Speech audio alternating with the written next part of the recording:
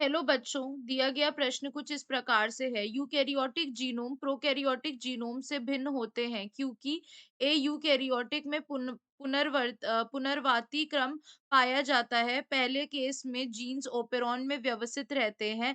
Prokaryotic में DNA क्या कह रहा है? प्रोकैरियोटिक में डीएनए हिस्टोन प्रोटीन से जुड़ा रहता है। प्रोकैरियोटिक में डीएनए एकल सूत्री गोलाकार होता है। इस प्रश्न की मुख्य अवधारणा है जीनोम। सबसे पहले देखते हैं जीनोम क्या होता है। किसी भी जीव के डीएनए में उपस्थित किसी भी जीव के डीएनए में उपस्थित समस्त जीनों का उपक्रम उपस्थित समस्त जीनों का उपक्रम क्या कहलाता है? जीनोम कहलाता है। अब अगर हम यूकेरियोटिक की बात करते हैं तो यूकेरियोटिक कोशिका में जो जीनोम होता है, यानी यूकेरियोटिक में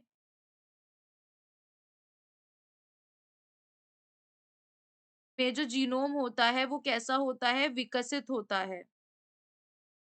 कैसा होता है? विकसित होता है, और जैसे कि मानव का होता है। इसके डीएनए में हिस्टोन भी पाया जाता है। क्या पाया जाता है? हिस्टोन भी पाया जाता है। लेकिन अगर हम बात करते हैं प्रोकैरियोटिक की,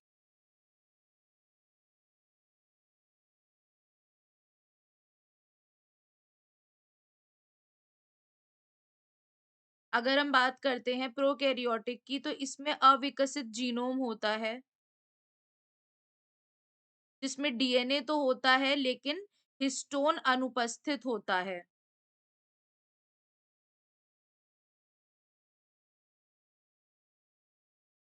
स्टोन कैसा होता है? अनुपस्थित होता है, जैसे कि जीवाणुओं में पाया जाता है। ठीक है, तो अब यहाँ पर हम अपने ऑप्शंस देखते हैं। पहला हमसे क्या कहा जा रहा है कि यूकेरियोटिक में पुनरावर्ती क्रम पाया जाता है। तो अगर हम यहाँ पर बात करते हैं इस ऑप्शन की, तो यह हमारा बिल्कुल सही है, क्योंकि यूकेरियोटिक में क्या होता है? पुनरावर्ती क्रम हम कह सकते हैं कि खंडों में पाया जाता है। किस में पाया जाता है?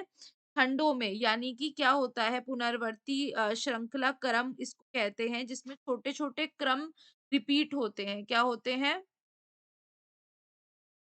छोटे-छोटे क्रम जो होते हैं, वो रिपीट होते हैं।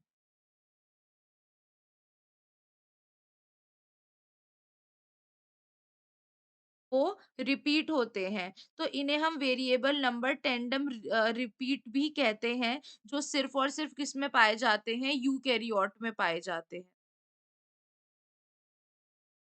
ये सिर्फ़ और सिर्फ़ किस में पाए जाते हैं?